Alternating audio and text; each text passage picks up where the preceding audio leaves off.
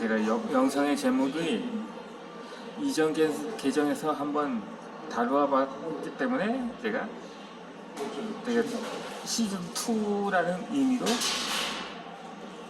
그렇게 덧붙여서 지어보았습니다. 얼마 전에 넥슨 창업주께서 유명을 달리 했는데 이에 대해서는 한 30초 정도 묵념을 한 뒤에 설명을 해드리도록 하겠습니다.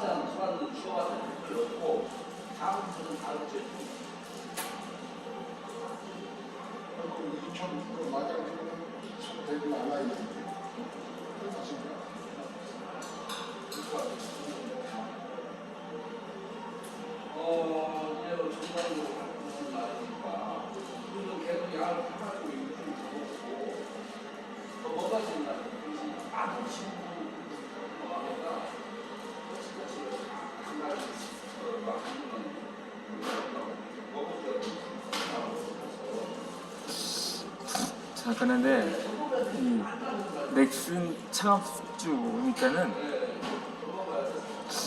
회장이라고는 부리지 않고 그냥 대표라고만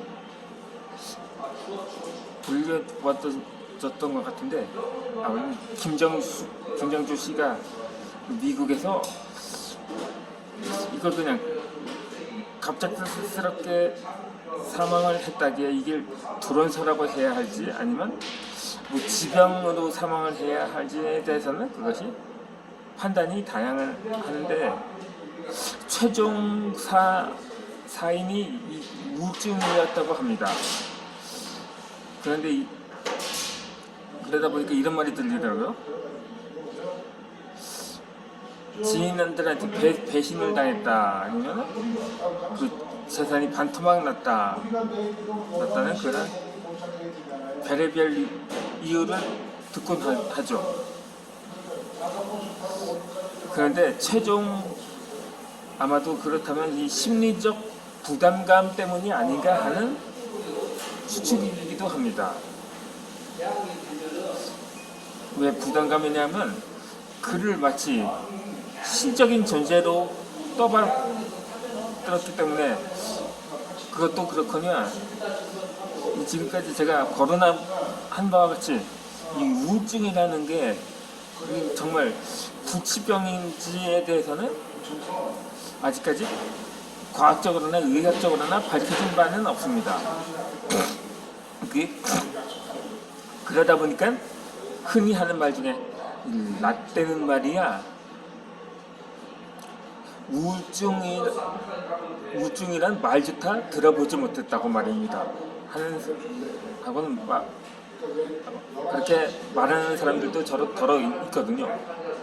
아니, 대부분의 기성세대들이 그렇게 말을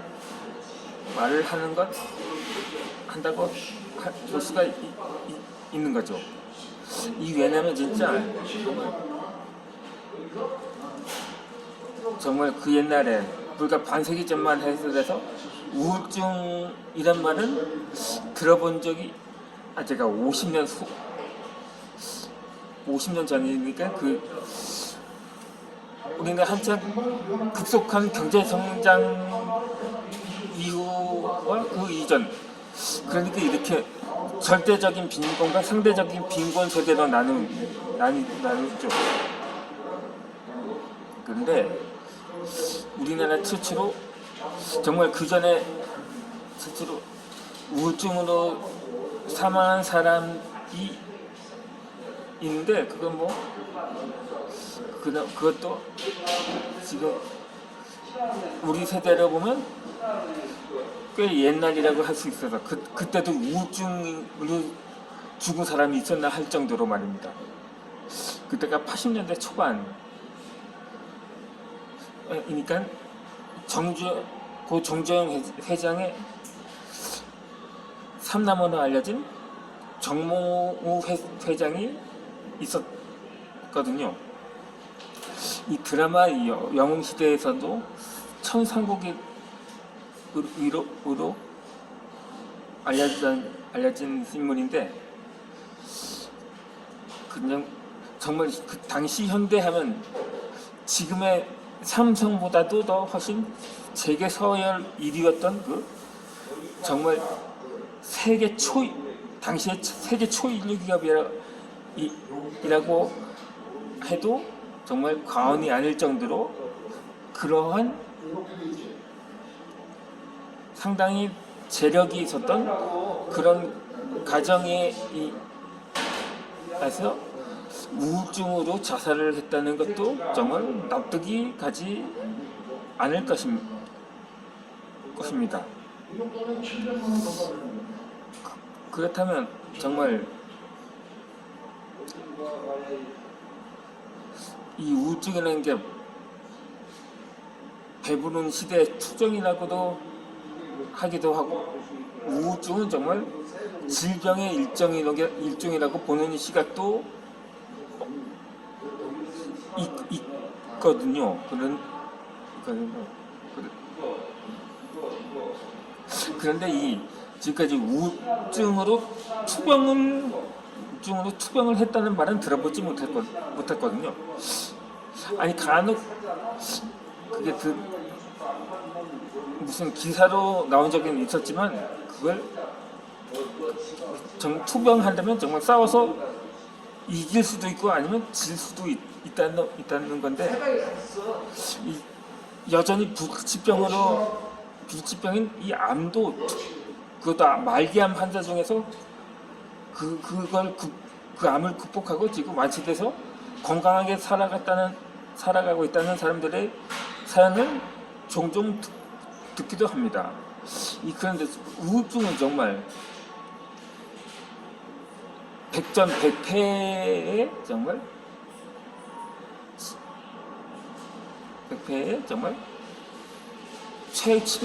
최고의 정말 질환이라고 할 수도 있는데 사실 이게 꼭 질병이라고 해야지 정말 이해가 가지 않거든요. 그런데 이 정말 심적 부담감 정말 우리나라 말마다 무슨 죽겠다는 그의 투정적 섞인 말을 많이 하는데 이전 대전에서도 제가 언급한 바 있었듯이 정말 말 끝에 죽겠다는 말을 갖다 붙이는 건 인류 역사상 우리나라뿐이라고 합니다. 그러니까 좋아 죽겠다 이런 말도 정말 입버릇처럼 하는 사람이 있는데 그런데 무슨 아파 죽겠다라고 하는 거 그거는 이해가 가지만 말입니다. 그렇게 복에 겨운 말 끝에조차 죽겠다라는 단어를 붙인다는 거죠. 그러다 보니까는 정말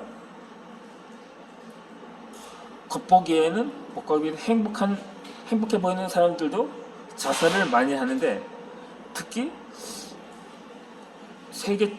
정말 최고의 지위를 가진 사람들도 자살을 많이 했거든을 볼 수 있습니다.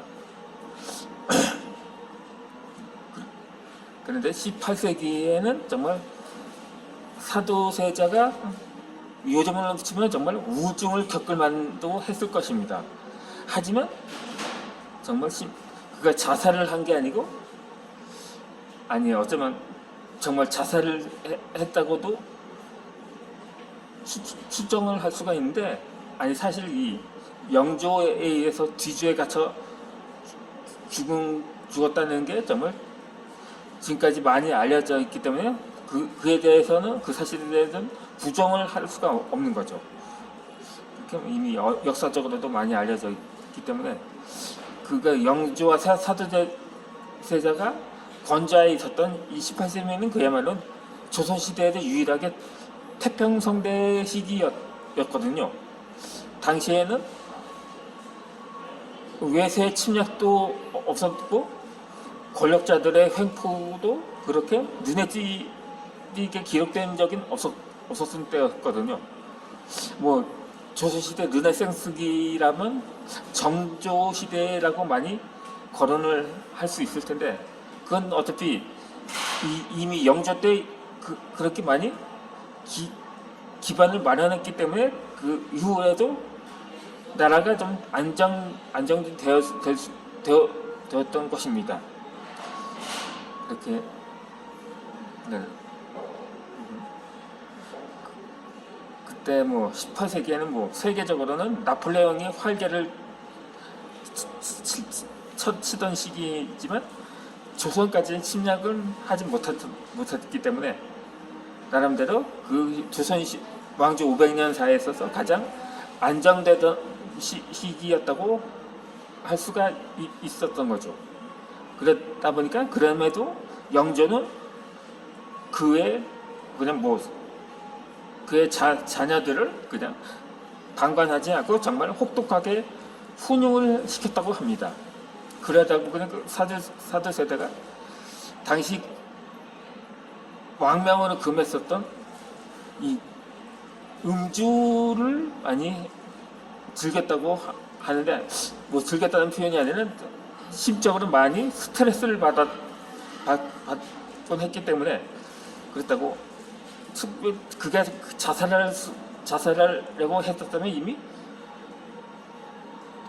뭐 알코올 중독으로 사망하는 사례도 많았는데 결국 그렇지 않아 어느 정도는 조절을 했다고 했을 수도 있던 게 아닌가 하는 추측이 들거든요. 그러다 궁궐내에서 난동을 부리면서 그 스트레스를 그런 식으로 풀었다고 할 수가 있거든요. 그러다 보니까 정말 그때 비록 아무리 거의 우울증이라고 볼 수 있었던 사람도 결국 자살을 하지 않았다. 어떠한 방법으로 해서는 그것을 풀려고 했지. 그러다 보니까 그것이 정말 교훈이 되어주지 않을까 합니다. 이 얼마 전에 별세한 김정주 넥슨 대표가 그것도 우리나라가 아니고 미국에서 그러다 보니까 더 의심이 갈 수밖에 없거든요. 그래서인지 다양한 추정을 하기도 하고 그러는데 아무튼 간에 그가 자살이라는 극단적 선택으로 생을 마감한 것에 대해서 그렇다고 그가 죽을 수밖에 없었던 정말 심리적인 부담감이 너무 워낙 컸기 때문이라고 오히려 두둔하는 여론도 없지는 않습니다. 하지만 그것이 문제거든요. 흔히 베르테르 효과라고 하기 때문에 우리 가뜩이나 코로나로 사망자가 늘어나고 있는데 그렇다고 노동인구 가뜩이나 능력이 줄어서서 지금까지 뭐 고령자들이 많이 사망을 했다고 하지만 정말 젊은 층도 아주 높지 않거든요. 코로나로 인한 사망자와 그로 인해서 또 사망자들이 또 젊은 층의 사망자들도 또 늘어날 수가 있다는 증거이기도 합니다. 더군다나 또 이번에 대선 결과에 따라 자신이 지지하던 후보가 낙선을 한 것에 비관을 해서 자살하는 사람들도 대거 나올 것으로 우려가 되는 현실이거든요. 그렇기 때문에 그 김정주 대표의 자살이건 그냥 돌연사건 간에 그 삶과 그의 면목을 빕니다. 그래서 다음 주제로 넘어가도록 하겠습니다.